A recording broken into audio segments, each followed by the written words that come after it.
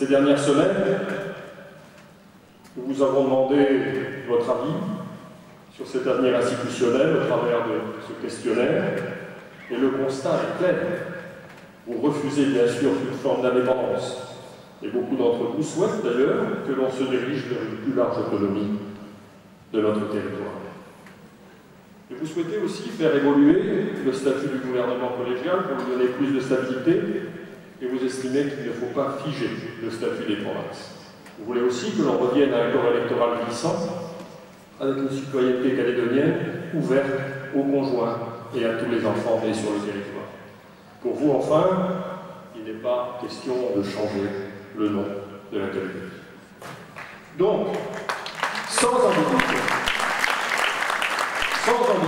vous choisissez la troisième solution, celle d'une large autonomie au sein de la République. C'est la solution, souvenez-vous, que j'ai commencé à exercer en octobre 2009 lors d'un comité directeur qui s'est tenu à Paris. C'est la seule qui apparaît comme légitime, comme raisonnable, comme crédible au sortir de l'accord. La seule qui puisse être acceptée par le plus grand. La seule vraie solution institutionnelle qui pourra ancrer la Calédonie dans la France, dans le respect de sa personnalité propre et dans le respect de ses identités. Mais au-delà des termes, nous devons définir les contours, le contenu de cette solution institutionnelle qui sera impérativement originale, novatrice, inédite. Nous pouvons regarder ce qui se passe ailleurs. Nous pouvons nous inspirer de statuts existants ailleurs. Mais nous ne pourrons pas faire un copier-coller. La solution que nous trouverons dans la France devra impérativement correspondre à la Nouvelle-Calédonie, à son histoire, à ses populations, à ses spécificités. C'est pour cela que nous devons en parler, que nous ne devons pas tarder à en parler, entre nous, avec nos partenaires politiques, avec l'ensemble de la population. Maintenant, nous allons donc prolonger ce travail que vous avez effectué dans les sections par la grande consultation qui sera lancée dans les prochaines semaines à l'échelle de la Nouvelle-Calédonie. Je souhaite que l'ensemble de la population se sente concerné par ce futur partagé et apporter une large part à la réflexion que nous menons.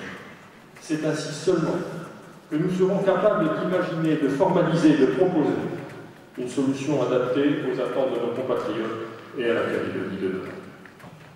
Une solution institutionnelle dans laquelle toutes nos communautés se reconnaîtront et auront leur juste place.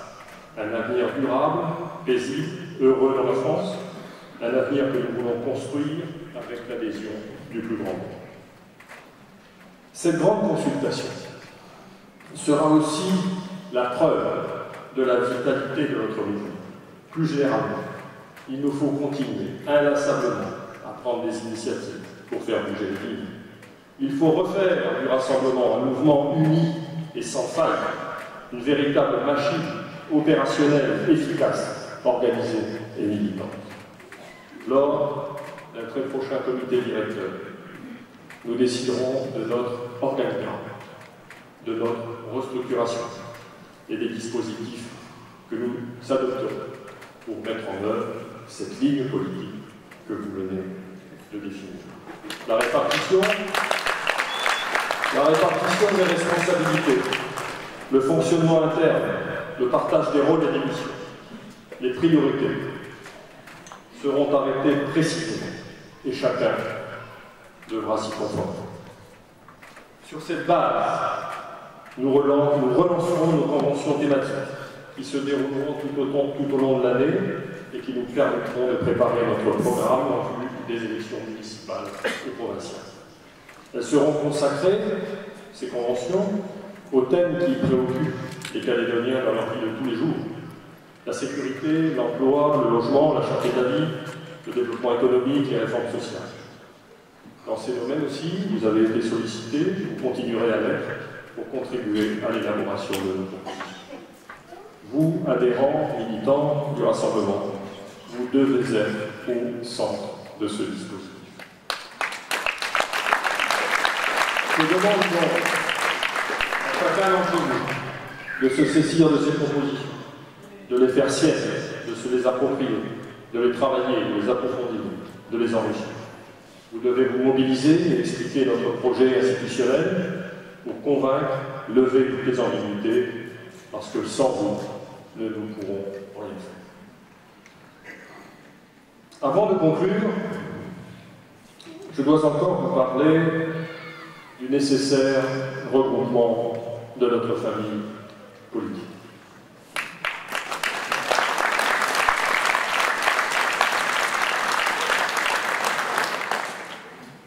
Et reconnaissez-moi cela, depuis 2009, j'ai appelé à l'unité, bien avant que ça devienne à la mode.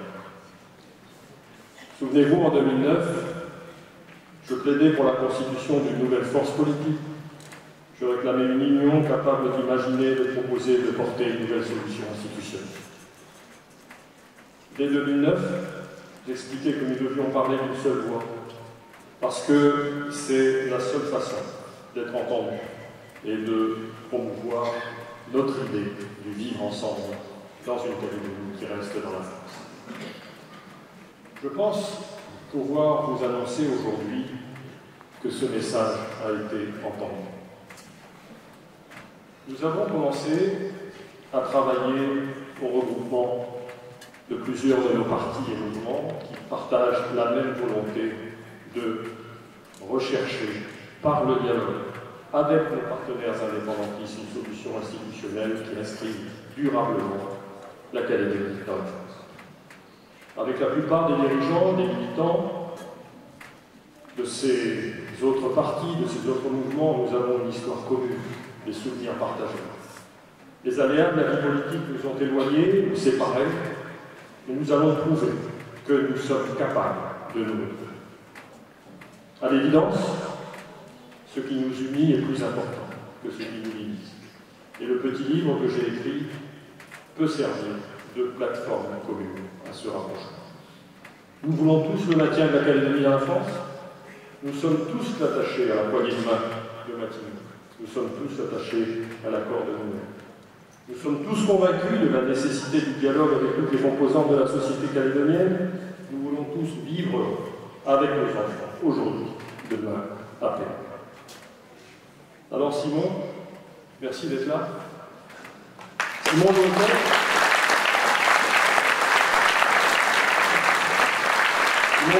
qui est signataire de l'accord de Nouméa pour l'attachement à la France, l'engagement républicain ne peut pas être mis en cause, a accepté de mettre son savoir-faire, ses contacts, à la constitution de cette nouvelle structure, dont l'ambition sera de se rassembler pour faire de notre Calédonie, pour faire de notre Calédonie une terre de partage, une terre de France. Je veux te dire, Simon, que je pense être interprète de celles et ceux qui sont là, pour te dire que nous sommes avec toi dans cette volonté de recherche et pour déboucher sur ces structures communes.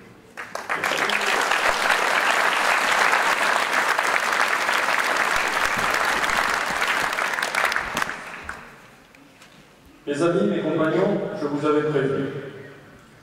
Nous avons choisi une route difficile. Beaucoup d'entre vous, à un moment, ont dû se demander, mais vers quoi nous a-t-il embarqués? Nous avons connu le gros temps, essuyé quelques tempêtes, mais il n'a rien. La pirogue est toujours là.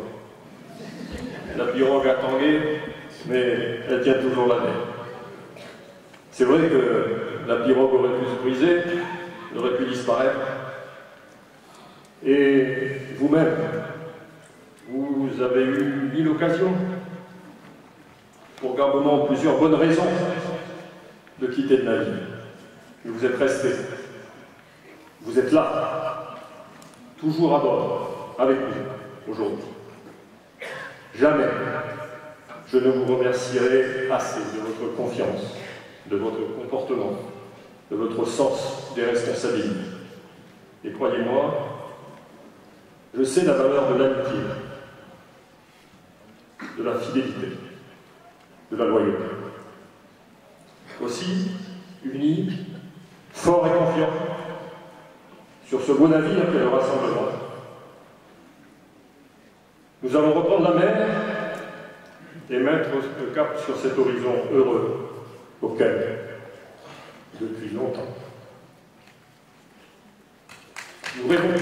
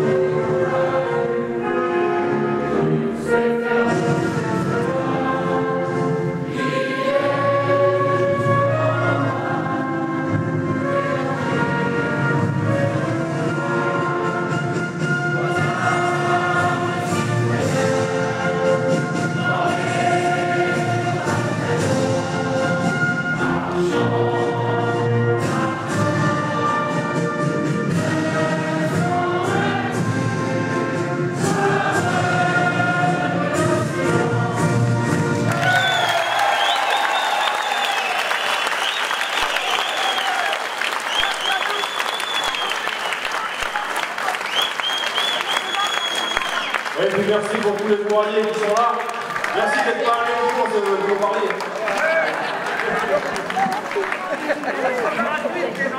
Devant Hilario, s'il te plaît. Maurice. Oui. Ah non, attends. Les petits devins, Gabi, les petits devins.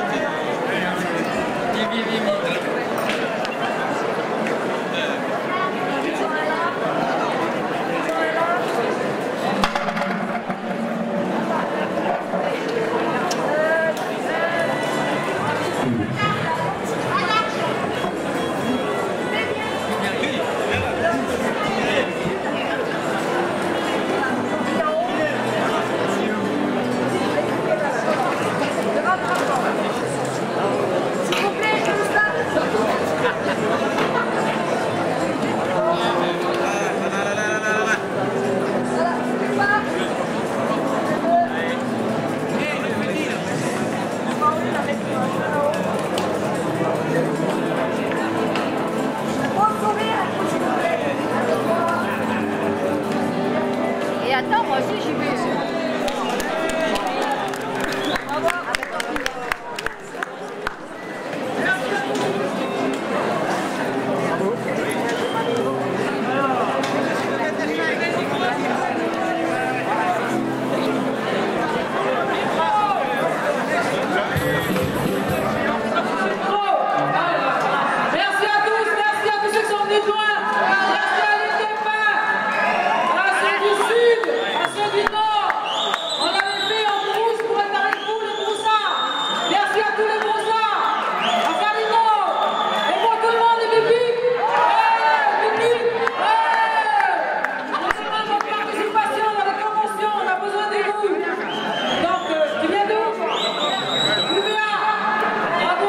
Merci à ces